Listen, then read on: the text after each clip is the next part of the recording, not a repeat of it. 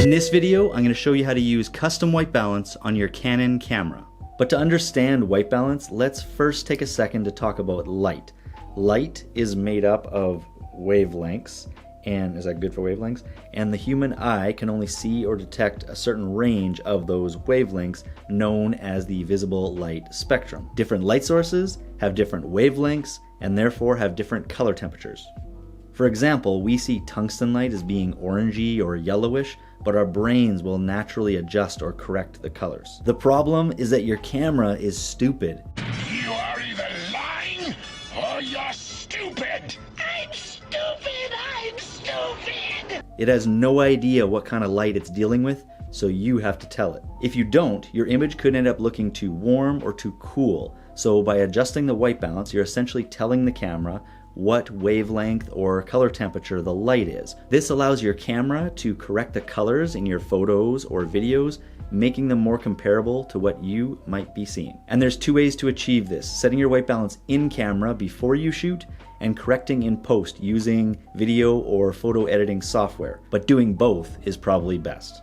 Okay, so when do you need to set white balance in camera before you shoot? Well, that's easy. When you shoot JPEG, or when you're doing video, or if you simply just want a nice looking image straight out of camera with limited to no editing in post. So then when do you technically not need to set your white balance in camera before you shoot?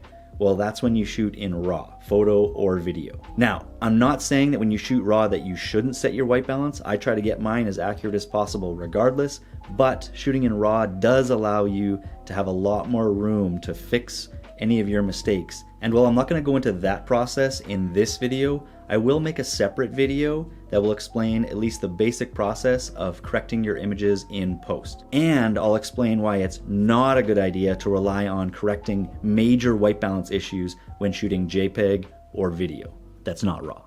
Alright, so as you probably know, every DSLR or mirrorless camera has a selection of white balance presets that you can choose from. On Canon cameras, there's auto, daylight, shade, cloudy, tungsten light, white fluorescent light, flash, and custom, which is what you want to select if you want the most control over your image. Having said that, I wouldn't stress too much about getting the perfect white balance or getting true colors. I mean, you do want to be as accurate as possible, but the real key is actually consistency. Because let's be honest, most people will do some sort of grading of their footage or image in some sort of editing software after the fact anyway. Now that we have all of that out of the way, let's go through the steps that you need to go through to set custom white balance on your Canon camera. Step 1, you're going to need a white balance tool. I have 4 of them right here.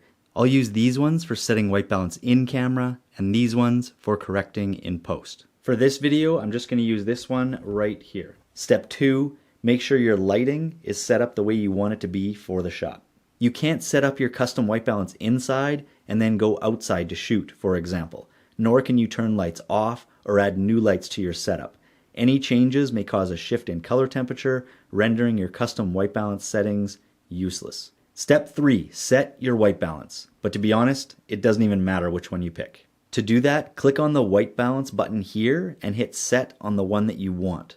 But take note, whether you're taking a picture or shooting a video, you need to have your mode dial on one of the photography shooting modes in order to set custom white balance on a Canon camera. The only difference for video is that you'll have to switch back to video mode once everything is set in order to film.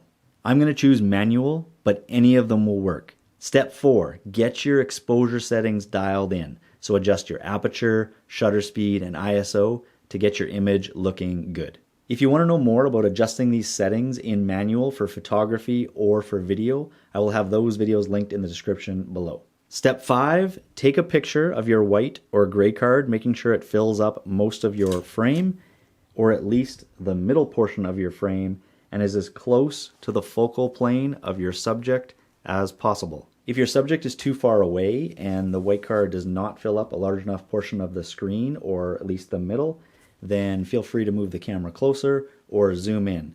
Whether the image is in focus or not does not matter. Once you've taken your picture, go into Menu and go to the second red menu, and you'll see it's the 4th one down, and select Custom White Balance. Then locate the picture of the white or gray card that you just took and click Set. This will now assign the data from that image to be used as your new custom white balance. This screen here is just telling you that in order to use this as your custom white balance, you need to select this icon from the white balance menu options. So just hit set. At this point, if you're shooting video, it's now time to spin your mode dial back to video. And finally, step 6. You're ready to set your camera's white balance to custom. To do this, exit out of the main menu and then go to your white balance menu options and select the custom icon at the far right. Your camera is now ready to take pictures using the information that was applied from your photo of the white or gray card. For video, your white balance can be changed in the Q menu right here.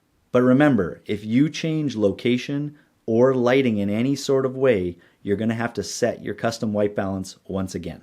Alright, so that's all I got for custom white balance on Canon cameras, but if you want to see some comparisons that I made between using the white side of this and the gray, filling up the frame or not, having it in the middle or not, then make sure you check out that video in the description below. And then also check out my basic color correction video that I made for photos and videos using Photoshop and Premiere that shows you how to correct basic white balance issues. If you got something out of this video or you're new to the channel, please consider subscribing, and I will catch you next time.